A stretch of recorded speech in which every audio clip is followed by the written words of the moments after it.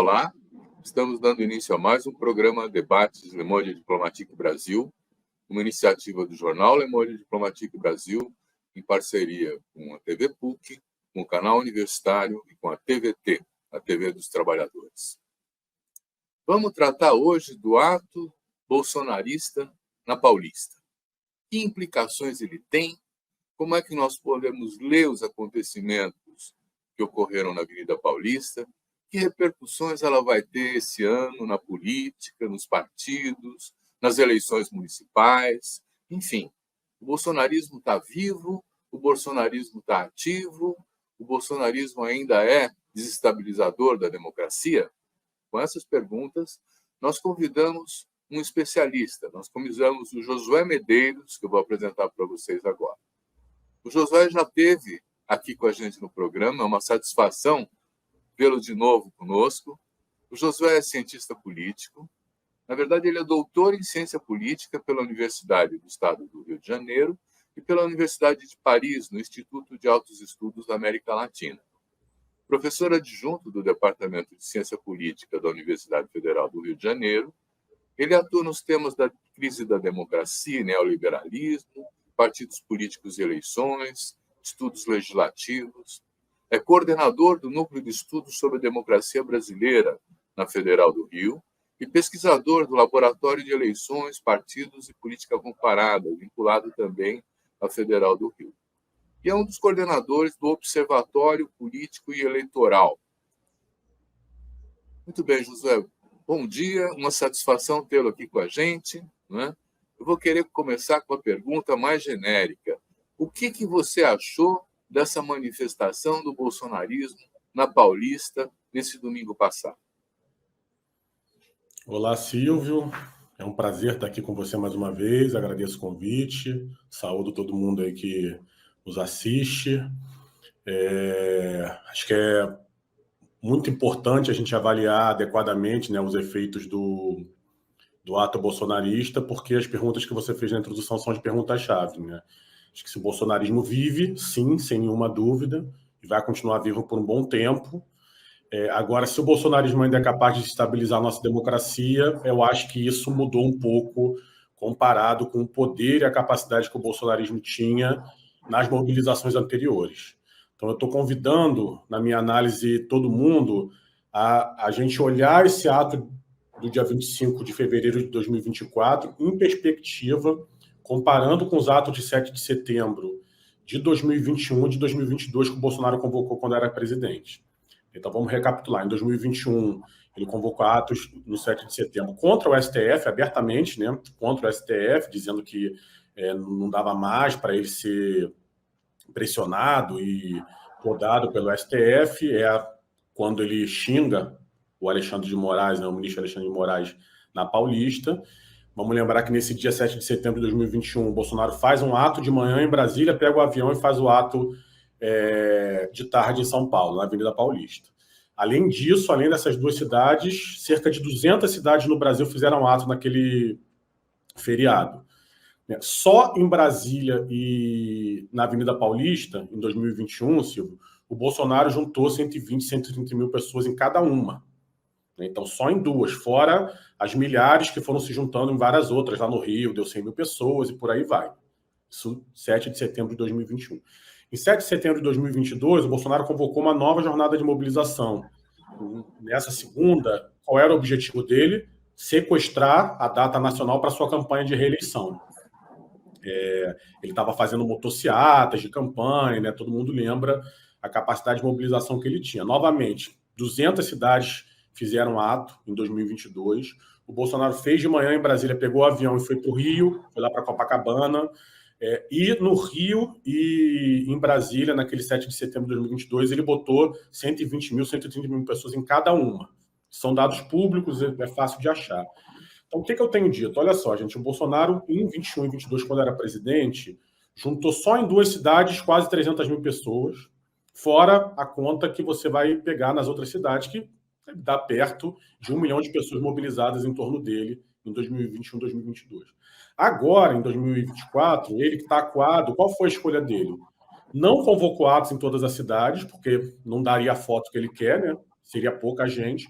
concentrou na Avenida Paulista e fez caravanas dos estados mais próximos para a Avenida Paulista. Juntou lá 185 mil, 200 mil pessoas.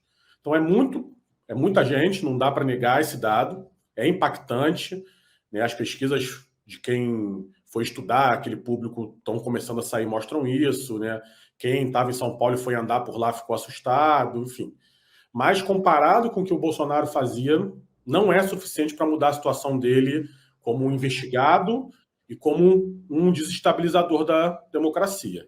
Nisso, ele está acuado, e o ato de domingo passado, de 25 de fevereiro, não mudou. Ele vai continuar da defensiva e vai continuar acuado nos próximos meses. Sim, mas veja bem, agora nós temos uma situação paradoxal, porque ele convoca um ato, né? Mas ele não pode mais fazer a crítica ao STF, dizer que as eleições foram roubadas. Então, aquele ato foi um ato de defesa genérica de coisas, né? E de pedir anistia para ele também, né? Mas para os outros que foram também condenados pela invasão do 8 de janeiro do Planalto lá, né? Então, eu fico pensando assim, o que leva as pessoas nesse momento a se organizarem para se solidarizarem com o Bolsonaro? Qual é o projeto? Qual é a proposta? Ótima pergunta, Silvio, porque também isso nos permite diferenciar dos outros momentos de mobilização, né? O bolsonarismo, nas suas mobilizações nos últimos anos, né, em 2018, quando venceram as eleições e enquanto o Bolsonaro estava no poder, ele era sempre um movimento ofensivo, né, um movimento que partia para cima, seja de inimigos políticos, seja das instituições, e que avançava, né, que conseguia emparedar o sistema político, a sociedade, conseguia assustar, conseguia colocar a gente na defensiva. E agora, como você falou, o discurso dele mostra que ele está na defensiva, né? Não só ele não pode falar o que ele pensa, que todo mundo sabe o que ele pensa, quanto ele tem que apresentar uma proposta de acordo, que é essa da anistia, na qual ele não tem mais nenhuma carta para colocar na mesa, né? Então, uma proposta de acordo desse tipo, bom, a gente, né, conhece a nossa história. A gente teve uma anistia terrível na passagem da ditadura para a democracia, né, que inclusive é parte do que explica a força do bolsonarismo na nossa sociedade, porque a gente não atacou de verdade, né, os crimes que o Estado brasileiro praticou nos seus regimes autoritários, por conta dessa anistia. Só que os militares, né, os generais que comandavam a ditadura, quando fizeram esse acordo de anistia, estavam no poder ainda. Eles sabiam que estavam perdendo o poder, mas ainda estavam no poder. Então, em vez de eles irem para cima, eles recuaram e fizeram um acordo. O Bolsonaro, quando estava no poder, o que ele fez? Foi para cima, foi para cima. Depois que ele perdeu a eleição, em vez de ele botar na mesa um acordo que talvez fosse aceito ali na época, né, com Lira, com o STF, ele foi para cima e tramou um golpe que foi tentado em 8 de janeiro. Então, ele não tem carta na mesa para botar para essa anistia, para esse acordo. Isso não vai acontecer, não vai tramitar no Congresso, o STF não vai aceitar. E aí as pessoas se mobilizam para defender o seu líder. É um pouco o que você falou, não tem projeto, né? Tem uma ideia de vitimização, de perseguição, e aí as pessoas vão lá para defender o seu líder. Foi aquilo que a gente viu ali em 25 de fevereiro. Josué, eu vou fazer uma descrição. Eu fui passear na Paulista nesse momento do ato e andei conversando com algumas pessoas, perguntando o que era aquilo, né? Por que eles estavam ali e tal, né? E teve, por exemplo, uma senhora que me respondeu assim: o PT fez uma aliança com o Hamas, né? E está trazendo a guerra para o Brasil. Então, nós precisamos defender o país, defender a nossa existência, não é? E muita gente estava portando uma bandeira de Israel. Né? O que é isso? Como você entende isso? Pois é, tem as pesquisas sobre o bolsonarismo também, já vem mostrando, né, tem um tempo que tem um setor que é mobilizado pelo Bolsonaro, 10%, 15% desse eleitorado que ele bota para votar, que é maior que isso, né, é um núcleo duro, que tem alguns pesquisadores chamam de dissociação cognitiva, que tem uma outra visão da realidade mesmo, e que isso é também nos Estados Unidos com o trumpismo, provavelmente pesquisas sobre os apoiadores do Milei na Argentina vão mostrar a mesma coisa. Então tem um setor que é difícil que as instituições, o debate coletivo chegue por conta de uma visão muito própria da realidade, né? O perfil desses setores é fácil as pesquisas mostram, são pessoas mais velhas, né, que têm uma relação que é uma relação de pouco preparo para o mundo digital, então recebem, reproduzem organicamente, né, esse tipo de desinformação. Em geral são homens, tem mulheres também de classe média alta, então são escolarizados, nem é o preconceito de que as pessoas que não teriam escolarização que cairiam nisso, ele não se confirma, e mostra dados como esse, de guerra do Hamas. Antes era do Putin, né? Ano passado era o Putin, era a mesma história, só que dizendo que o PT tinha se aliado com o Putin. E mostram outros dados que estão saindo aí nas pesquisas. Parece que 94% das pessoas presentes acreditam que o Bolsonaro venceu as eleições e sofreu um golpe. Então, esse tipo de dissociação cognitiva, eu não sei, né, é um desafio para a democracia, não é um desafio de curto prazo, não vai ser resolvido, não é um desafio só brasileiro, é global, e talvez não seja resolvido. Talvez a gente tenha que conviver por muito tempo com um setor da sociedade que vai para outro mundo mesmo na forma de pensar. Você está trazendo uma questão interessante, porque, veja bem, o Silas Malafaia, quer dizer, aquele pastor que dirige a Assembleia de Deus, né? Quer dizer, Vitória em Cristo, né? Quer dizer, ele foi um dos organizadores. Ele deve ter convocado, inclusive, a sua base para estar lá. Então, essas afirmações, nós temos que lutar contra o comunismo, o PT está trazendo a guerra para dentro do Brasil, né? Essas coisas têm um fundo que parece assim dogmático, parece um pouco religioso, né?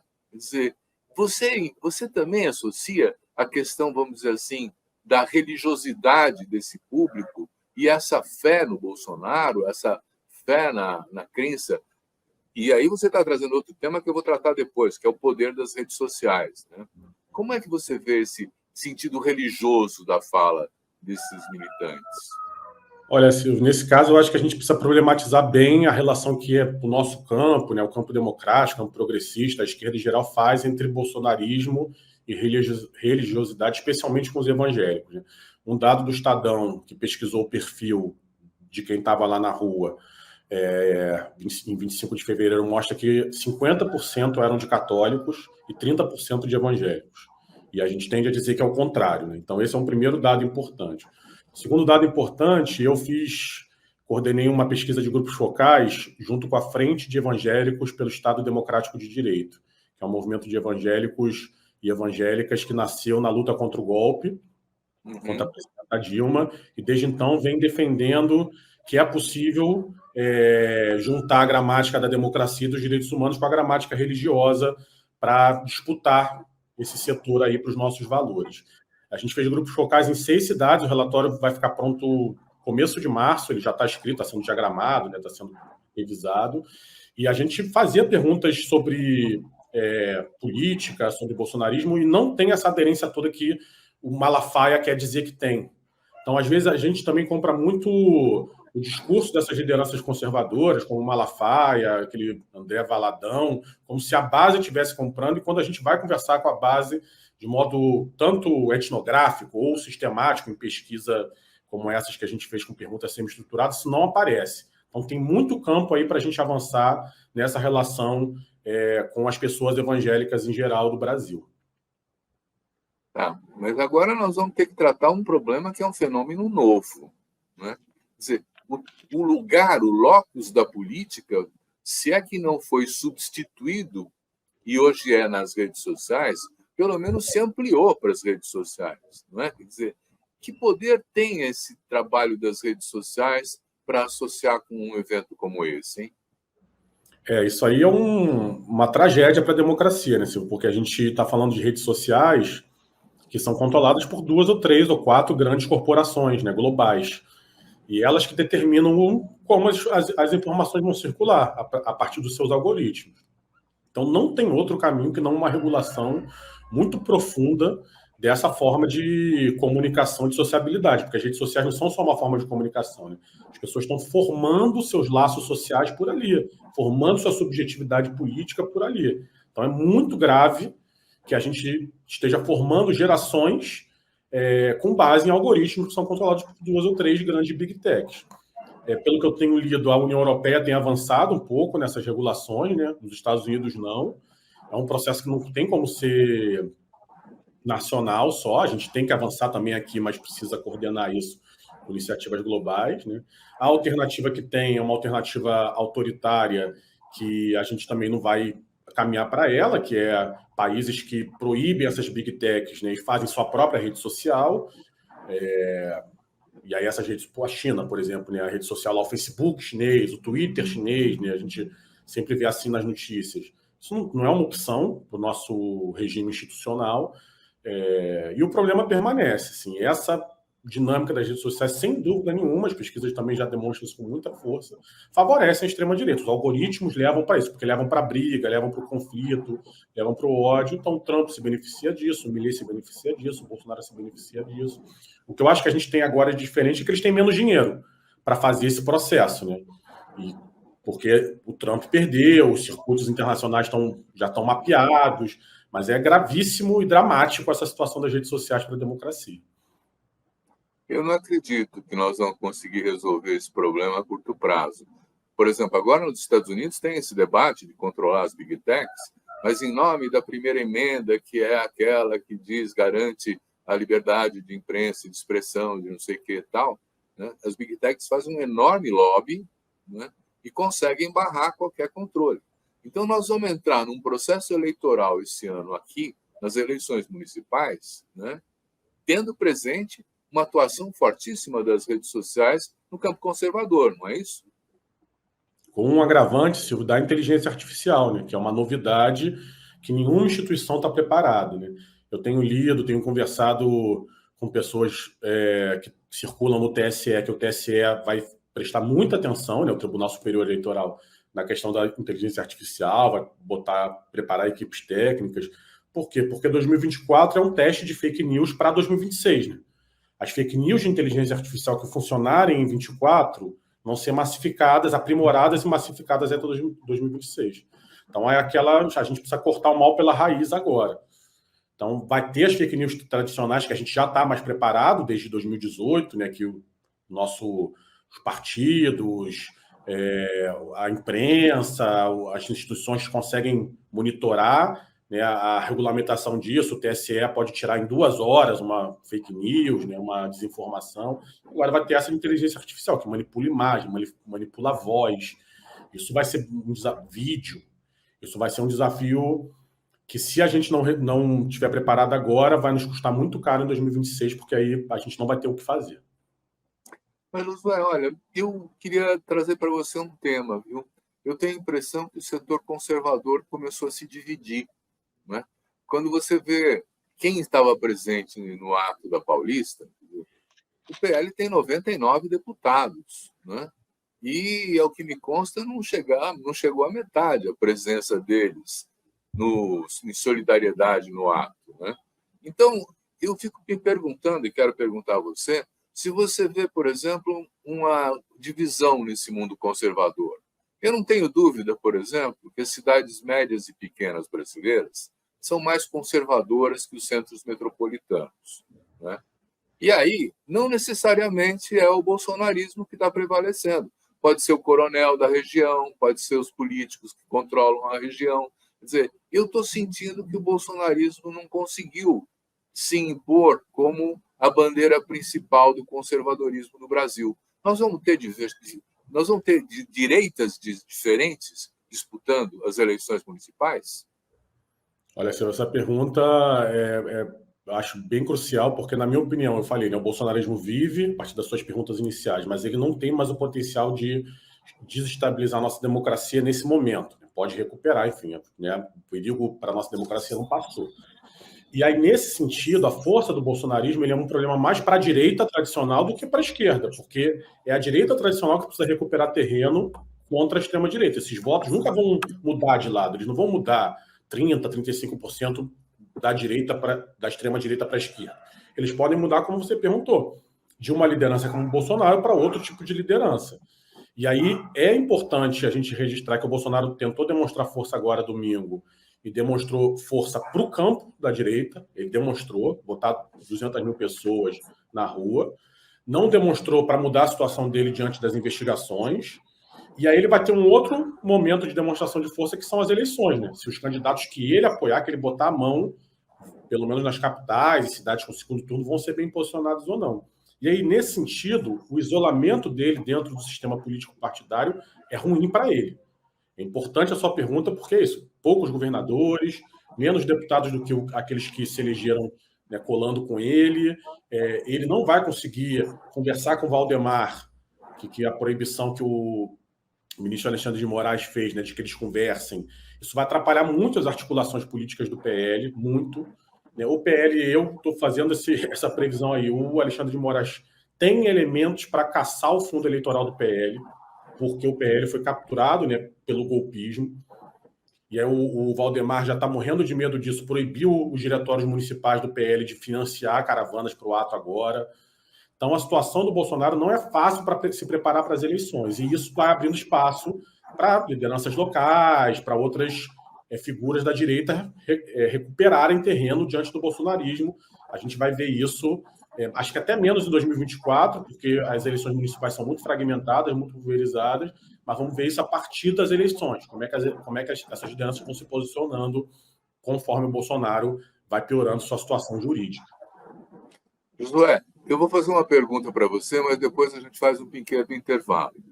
Durante esse processo, você pensa uma resposta. E os militares, eles sumiram? Onde é que eles estão? Quer dizer, que associação que o Bolsonaro fazia com os militares e não está conseguindo fazer agora, né? Vamos fazer um pequeno intervalo e já voltamos.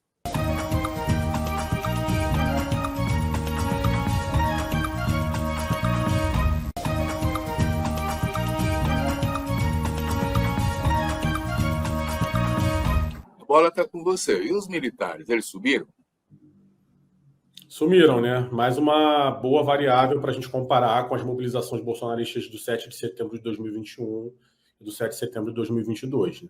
Tanto em Brasília e em São Paulo, em 2021, quanto Brasília e Rio, em 2022, o Bolsonaro estava sempre cercado por generais, por pessoas do Exército que se politizaram, né? Das Forças Armadas que se politizaram para um projeto golpista. E agora não tinha nenhum.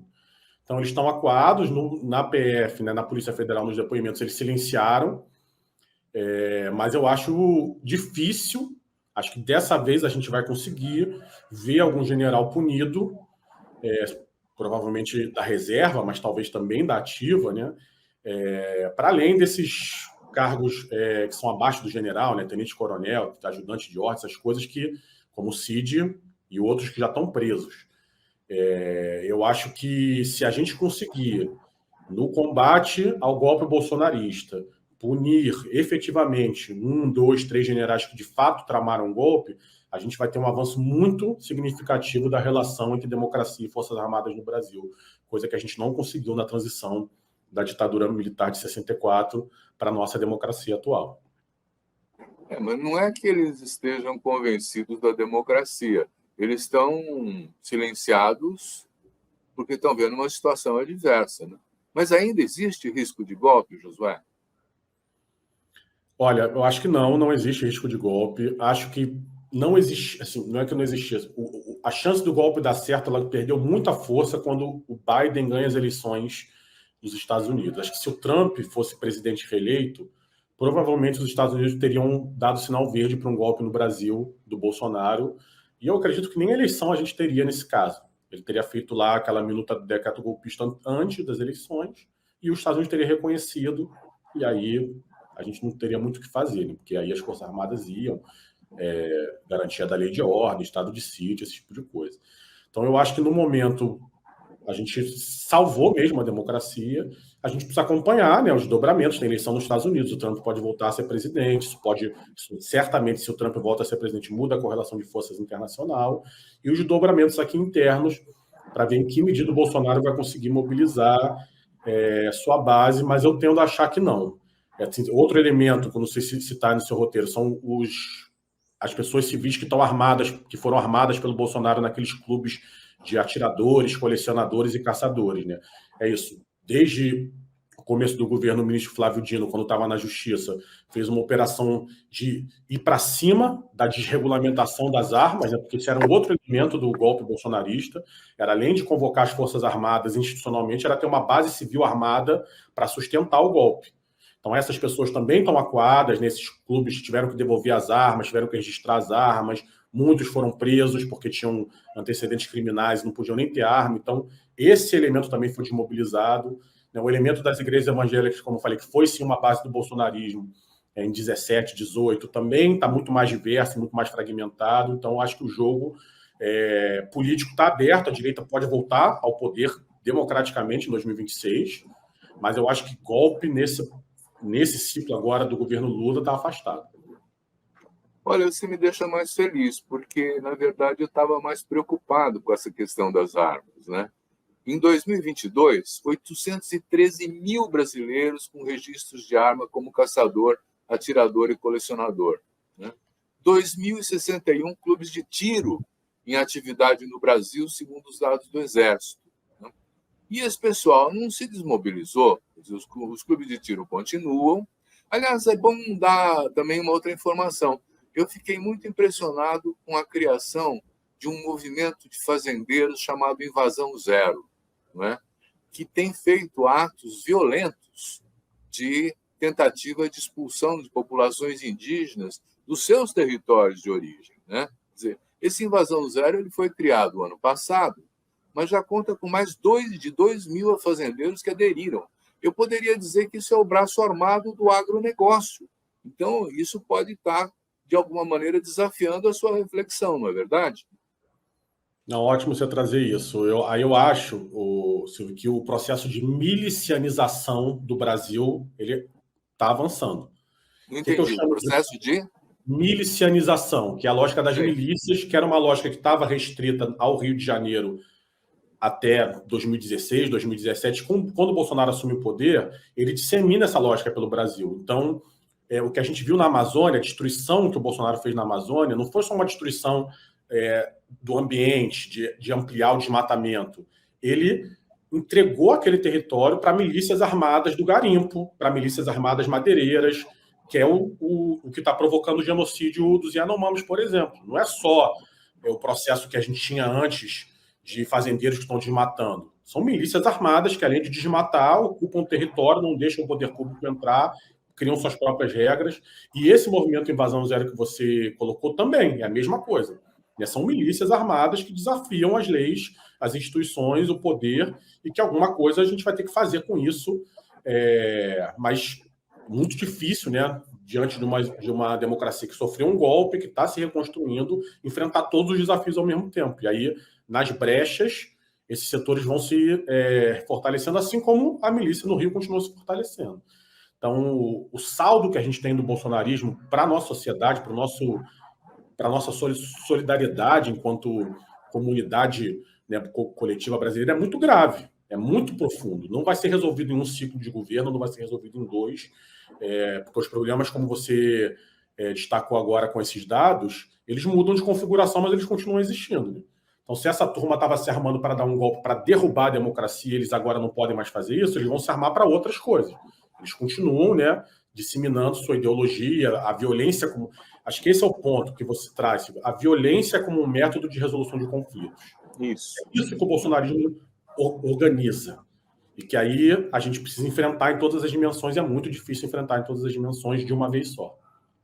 Você sabe que no sul da Bahia, o último acontecimento, a última invasão zero, né, acabou revelando que um filho de um fazendeiro de 19 anos, ele que atirou e matou uma liderança pataxó, né, que estava ocupando seu território, né? Quer dizer, esse tipo de violência foi assistida pela PM local, que não fez nada.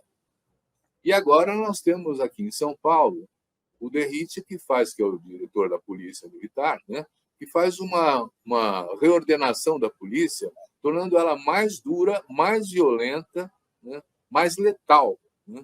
Então, nós estamos falando não só, vamos dizer assim, de manifestações dentro da sociedade civil, mas nós estamos falando de um corpo militar, a polícia militar, né, que, na verdade, se alinha com esse tipo de concepção, né, de...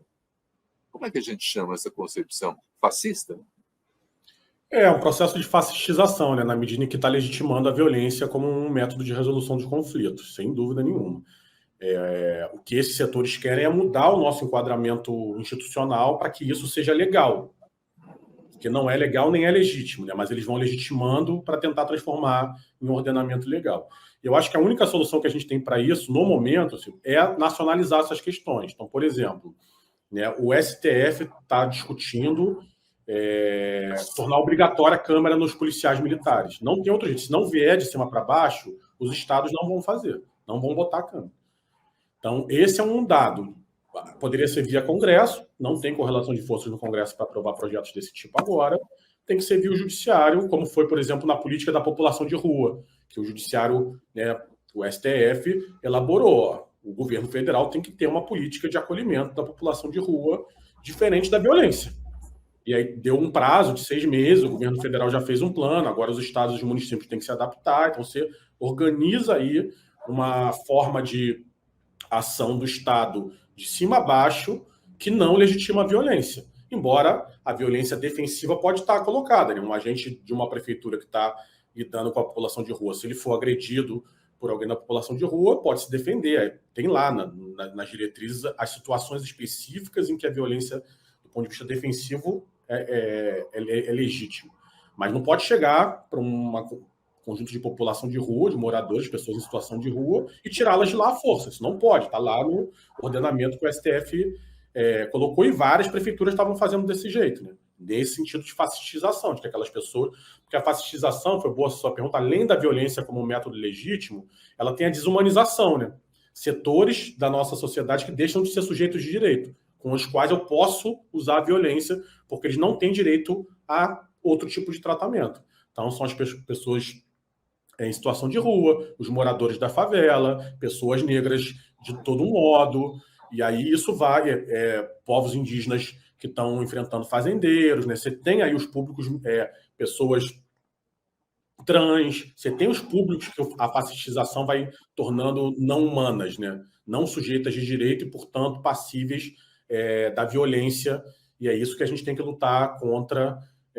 Não dá para derrotar o bolsonarismo sem atacar isso. Também esse elemento estão, né, relacionados. Josué, você acha que as escolas cívico-militares estão dentro desse quadro?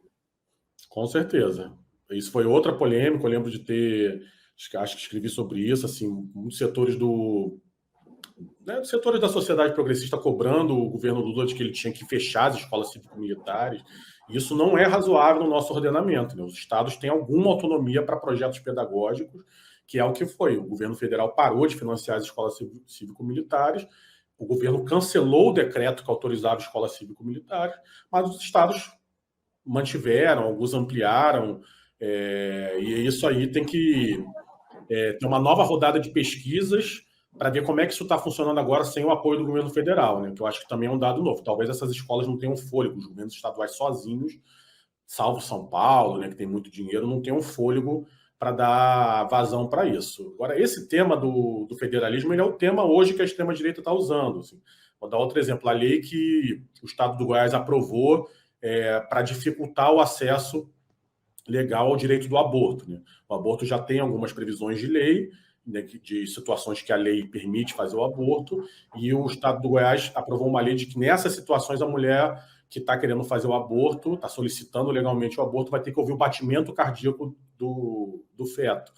Essa lei é inconstitucional, ela provavelmente vai ser derrubada pelo STF, mas é isso, pelos estados, a extrema-direita vai tentando construir novos arranjos e a gente vai ter que combater isso, que é parecido com a situação do Invasão Zero, né? Eles vão agora fazer um movimento que é um movimento, se eles não conseguem fazer nacionalmente, verticalizar, eles vão minando onde podem, onde eles têm correlação de forças para a democracia ir se enfraquecendo e o bolsonarismo continuar vivo. Josué, antes de fazer um outro intervalo, eu deixo uma pergunta para você. Nós estamos vivendo numa sociedade conservadora, em que foi 49-51 o resultado das eleições presidenciais, né? Quer dizer, então, a gente tem presente que existe um forte conservadorismo arraigado no Brasil. esse conservadorismo está crescendo? Está se espalhando? Você responde logo depois do nosso intervalo.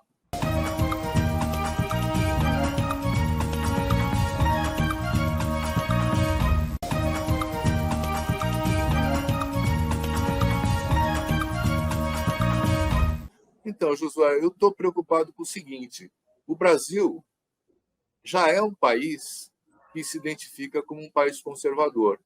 Lembre-se que nas eleições presidenciais foi 49-51, quer dizer, nós temos 49% da população que votou no Bolsonaro, né? Quer dizer, e a sensação que eu tenho, e a pergunta que eu faço é: está crescendo o conservadorismo do Brasil ou não?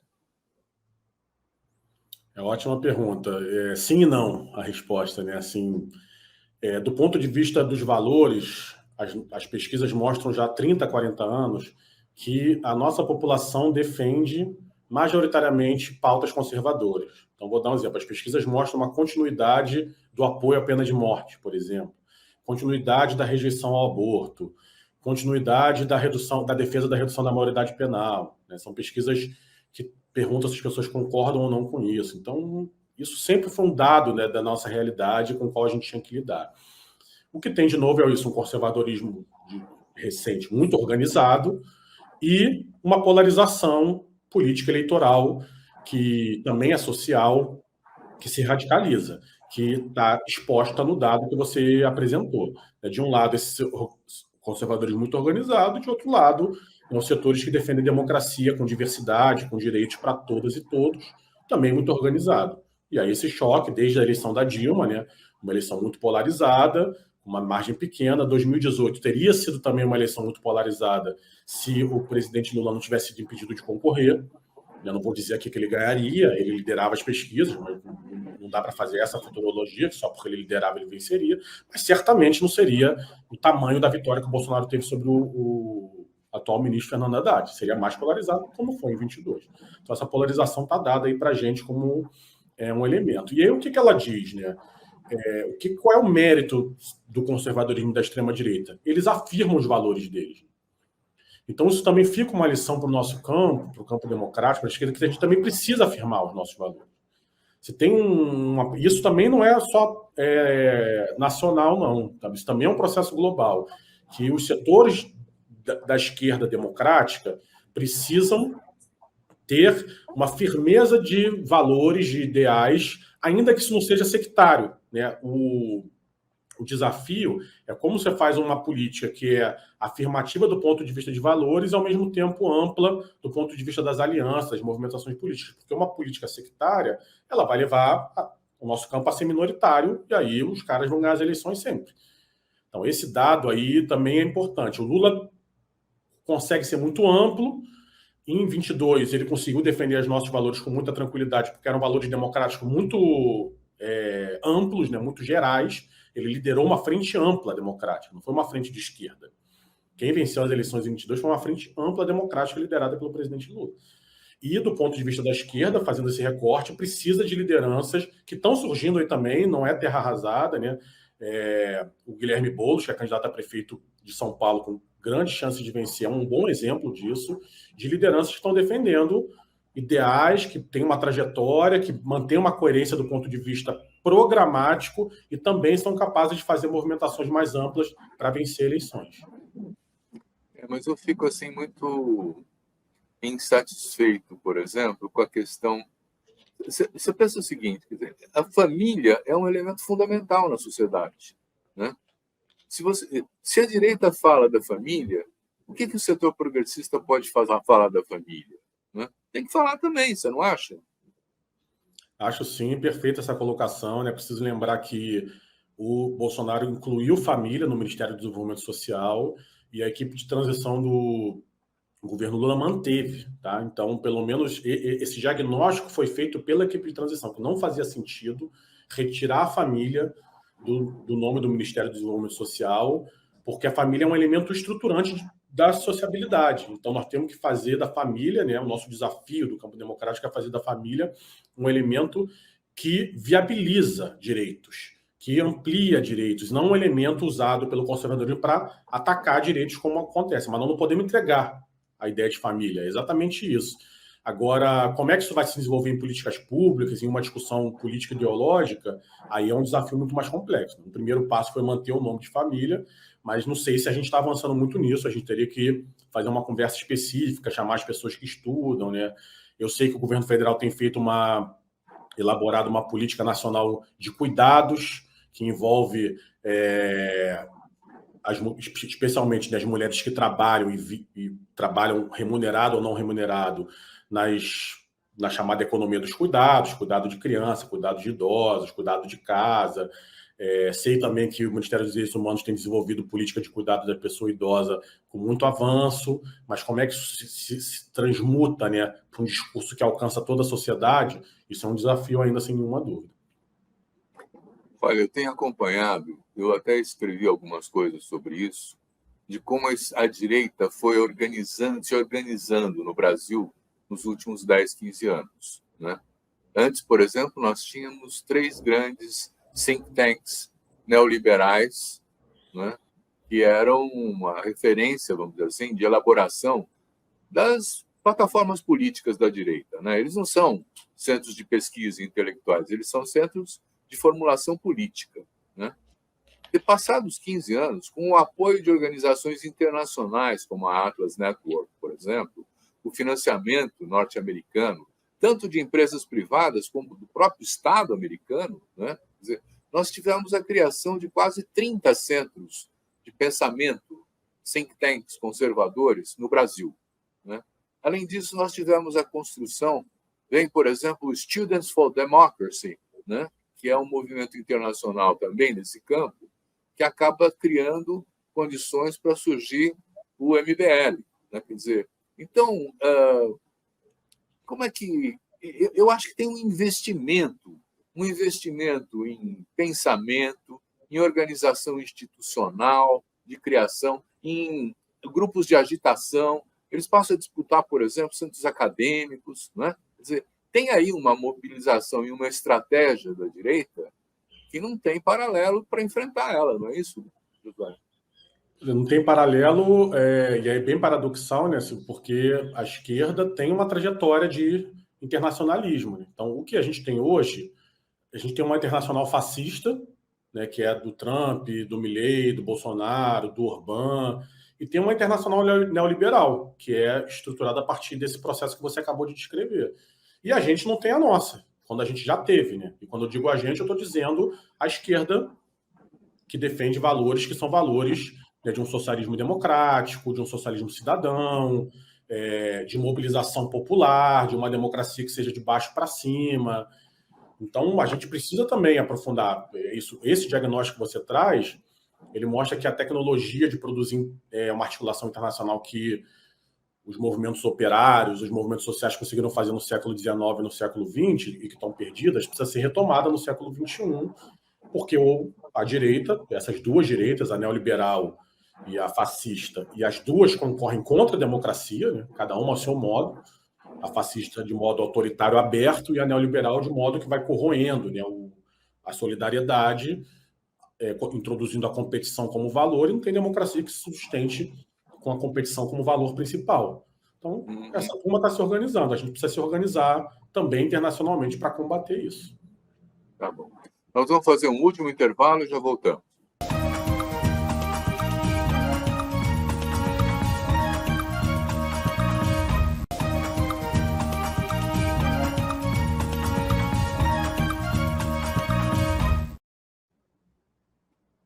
Vamos tocar a questão das eleições municipais desse ano. Quer dizer, vocês têm um observatório de política eleitoral, estão acompanhando já há algum tempo esses processos, né?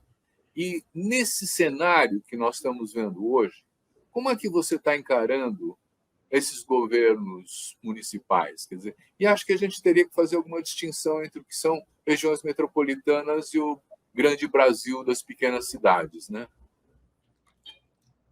Com certeza. A gente monitorou as eleições municipais em 2020, acompanhando todas as capitais, e monitorou as eleições de 2022, acompanhando todos os estados, acompanhando também tematicamente tanto as dimensões democráticas daquelas eleições de 22, como a bancada do COCAR, a Frente Eleitoral Antirracista, as candidaturas feministas, as candidaturas do MST, as candidaturas do MTST, né, que os movimentos começaram a entrar nessa seara, quanto às dinâmicas da direita, fake news, as lideranças evangélicas conservadoras, a bancada da arma, então a gente da bala, né, a gente acompanhou as duas dimensões. Quanto às eleições municipais, nós não temos fôlego no nosso observatório, está, né, observatório universitário, para ir além das capitais. Então, isso é um limite da nossa observação, como você bem destacou. Mas tem um ponto que a gente já chamou a atenção em 2020, que você, não sei se você lembra em 2020, a imprensa em geral, né, empresarial, Globo, Folha, felicitou, comemorou que os partidos de centro-direita, do chamado centro democrático, foram vitoriosos nas eleições municipais. PSD, MDB, PSDB, enfim, teriam vencido mais prefeituras do que uma direita bolsonarista.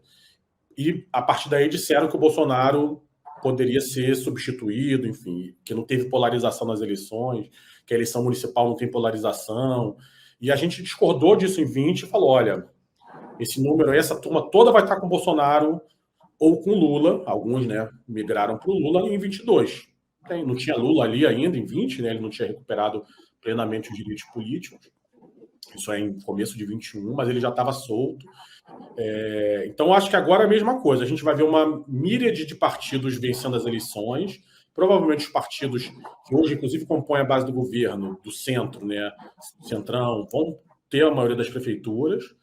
Mas na hora do processo eleitoral, tudo indica que vai ser de novo o Lula contra alguém que o Bolsonaro vai, né, botar a mão. Então, não, a fragmentação ela existe nas eleições municipais, as questões locais contam muito, mas a polarização continua sendo o principal dado eleitoral do Brasil, algo que já se sustenta há 10 anos, como eu falei, desde 2014, e não vai mudar agora em 2016, em 2024.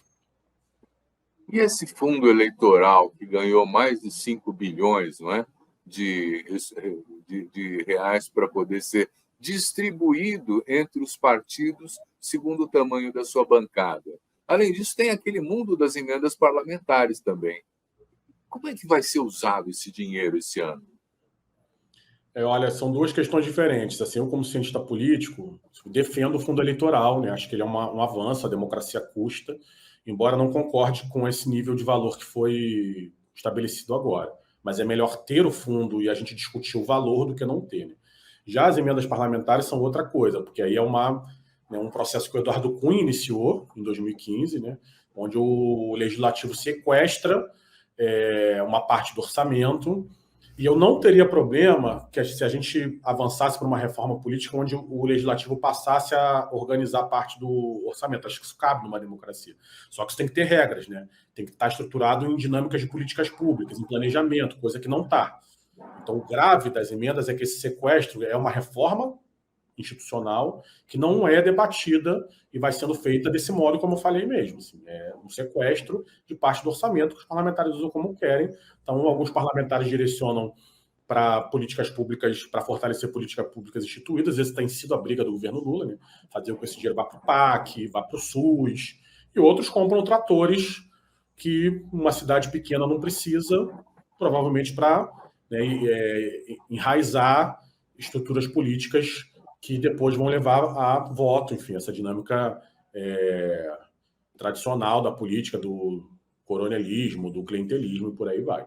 Acho que são duas questões diferentes, a gente vai ter que mapear.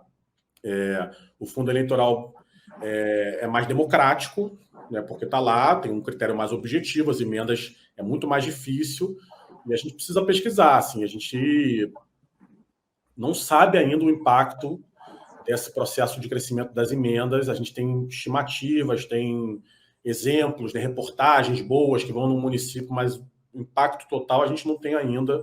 E eu acho também que não é para 24, não, tá, Silvio? Acho que vai ser mais forte em 26, porque em 24 não dá tempo de gastar tudo. Tem um problema aí, né? A grande briga do Lira é para que o governo libere as emendas até junho, mas tem um problema burocrático. Os ministérios não conseguem executar tanto dinheiro em tão pouco tempo. Tem um problema da máquina, né? Acho que em 26 a gente vai ver esses efeitos melhor também. Pode ser. Mas eu continuo achando que temos uma dinâmica diferente. Quer dizer, o mundo das pequenas cidades sendo um mundo conservador, se abrirem outras alternativas para além do bolsonarismo no mundo conservador, eles vão crescer dentro das pequenas e médias cidades. E eu já não acho isso nas grandes regiões metropolitanas. Né? Quer dizer, você mesmo citou São Paulo com a disputa do Boulos, né? Mas também outras cidades grandes também estão questionando esse sistema político e o resultado que trouxe. Né? Quer dizer, hoje em dia a gente está vendo o quanto o Brasil foi desmontado no governo Jair Bolsonaro. Né? Você avalia que alguma coisa está mudando nesse cenário, o comportamento eleitoral? Olha, eu acho a sua hipótese muito forte, assim, eu acho ela instigante e te escutando e refletindo, tendo a concordar com ela. O desafio seria a gente conseguir fazer um processo de monitoramento para chegar nessa cidade, né? Muito desafiador isso, o Brasil é muito, muito grande, muito complexo. Então, a gente, quando monta um monitoramento para acompanhar as eleições nas cidades que têm segundo turno, já são 300 cidades, assim, já é muito difícil. Acho que a gente podia ir conversar, né, nas próximas semanas para ver se a gente consegue viabilizar um processo de monitoramento compartilhado, vários observatórios, porque não dá para um só fazer. Porque eu acho muito interessante o que você está falando, de ter uma dinâmica que é isso, que está nas margens, que está em outro lugar, que a gente costuma não olhar, e aí a gente é surpreendido. Um pouco da eleição do Bolsonaro foi isso, né? Em 18. A gente foi vendo aquele crescimento. De onde vem isso? Vem dos lugares que a gente não estava olhando. Não estava olhando as igrejas evangélicas, não estava olhando as cidades médias, não estava olhando certos setores da sociedade que estavam se organizando. Tinha já trabalhos etnográficos que pegaram um grupinho, anteciparam isso, tá dando problema, mas é difícil dar escala. Eu acho que o nosso desafio é dar escala para poder pesquisar esse processo que você está descrevendo, que eu acho que é por aí mesmo, que tem uma mudança social, né, que se reflete na nossa dinâmica urbana. O crescimento das cidades médias é maior do que o crescimento das cidades grandes, né? Tem uma migração, tem muitos dados sobre isso, e isso vai gerando novidade do ponto de vista da organização social e, consequentemente, novidade do ponto de vista eleitoral e da organização partidária. Até porque, Josué, eu estava pensando também que o impacto das redes sociais se dá mesmo nas regiões mais metropolitanas, né? Porque nem há uma preocupação tão particular com os municípios de menos de 50 mil habitantes, por exemplo, né? Mas no caso do Trump, nos Estados Unidos, ele andou fazendo o périplo das pequenas cidades porque ele sabia que o voto conservador estava lá. Então, ele conseguiu arregimentar isso, né? E partiu para a disputa nas regiões metropolitanas. Eu acho que essas concessões das emendas parlamentares, esse financiamento do pequeno município, está na linha, vamos dizer assim, de alimentar a estrutura do status quo lá e manter a relação conservadora. Mas eu tenho a impressão que nas regiões metropolitanas isso se nacionaliza, né? Não é mais a questão local, não é mais a questão do saneamento básico, do transporte público. O que está se sobrepondo é essa polarização, né? Quer dizer, ainda entre o que é um e o que é outro. E vai ameaçar, se você votar no progressista, vem o comunismo, coisas assim. Quer dizer, não dá para pensar uma realidade diferente dessa? Sim, eu concordo com você. Estou insistindo nisso. Quando eu falo da polarização, né, o que a gente pôde mapear, monitorar já há 2 eleições em 2022 foi restrito a capitais, e aí a gente acaba fazendo inferências para as regiões metropolitanas. Eu lembro que em 20 a gente conseguiu mapear a Baixada Fluminense, por exemplo, mas não conseguiu mapear o ABC, que seria uma boa, né, dinâmica comparativa. Não tivemos fôlego para isso. A gente queria e não conseguiu. Mas ainda assim continua restrito às regiões metropolitanas, que é o que você está fazendo de análise, onde a polarização chega, onde, né, onde a gente enxerga. Eu acho que isso é muito importante, que você está chamando a atenção, alertando e, né, colocando como desafio como é que a gente vê essas dinâmicas que vão, não é subterrâneo, porque eles não estão escondidos, mas que elas vão emergindo, né, em outras chaves que é mais difícil de enxergar. E quando a gente enxerga, ela já está consolidada e aí você não consegue mais enfrentar. Isso, em geral, vai periferias ou setores que são excluídos do debate público, como era o caso dos evangélicos até pouco tempo, ou pequenas e médias cidades, que é mais fácil de você ir produzindo, ou nessa dinâmica do agro, como você chamou a atenção, né, sobre o Invasão Zero, né? São outros processos que vão estruturando isso, e a gente acaba olhando muito para processos que são normal, né? A gente vai nas variáveis que a gente já conhece, que a gente tem mais segurança, tem pouco recurso para fazer a pesquisa, pouco recurso para acompanhar como mídia, né, como jornalismo, então tem que fazer escolhas, e a gente tem esse desafio democrático aí de ampliar. Eu acho que o pessoal que está estudando desinformação nas redes sociais consegue uma visão mais ampla, mas aí também leva ao que você falou. Mesmo essa mais ampla, as redes sociais têm mais poder na região metropolitana, o rádio, a TV continua tendo muita força, né, em outras configurações urbanas, e aí nas configurações rurais, a gente precisa conversar melhor sobre isso. Muito bom. O tempo acabou, viu? O papo estava muito bom. A gente vai se envolvendo assim, mas o tempo corre. Eu quero agradecer muito ao Josué Medeiros, cientista político, pela contribuição que ele nos dá para a gente compreender melhor esse momento, né? Convidá-lo, quando você tiver as suas pesquisas já em avançadas, para vir contar para a gente de novo como é que você está vendo esse processo, né? E agradecer a você também que nos assiste, dizendo, semana que vem tem mais. Obrigado.